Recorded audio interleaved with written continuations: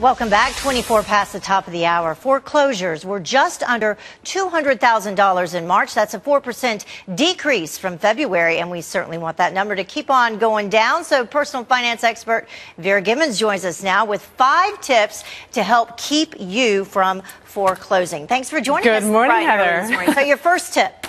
Don't overborrow in the first place, right? Your home costs, your mortgage, your interest, your taxes should not exceed more than 25 to 28% of your monthly take-home. There are home affordability calculators, mortgage calculators on the web. Zillow's got them. That's one of the sites I blog for. So run the numbers first and foremost. So say you've already gotten yourself in trouble. This next tip surprised me. Basically, just talk to your lender. Talk to your lender. 50% of people who end up in foreclosure never have a discussion with their lender. If you're running into trouble, you foresee problems down the road, pick up the phone and call them, explain your situation while your credit is good, while you're still above water, so you have more negotiating power and more options. In terms of negotiating, some temporary solutions? Yes, if you think your problem is going to be temporary, your lender will offer different temporary solutions. They may suspend your payments. They may reduce your payments for a certain period of time.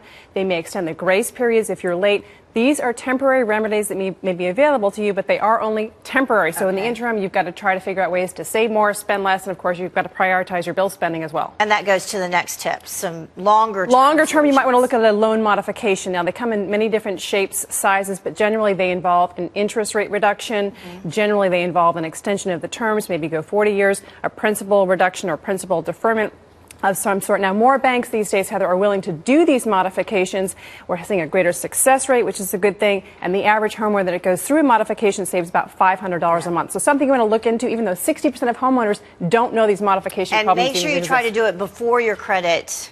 Long before your credit is tarnished, you've got to take action. And finally, short sale. Consider that. This may be an option if you're underwater. 23% of homeowners are. Talk to your lender about this. This is when you're selling the home back to the lender for less than you owe on the mortgage. It's a lot less humiliating than going through a foreclosure. Your credit's not going to be as tarnished, and you can buy a home in as little as 3 years if you go this route. But try not to get into trouble to begin with. First and foremost. Thank you so much, Vera Gibbons. We appreciate it. Your advice as always.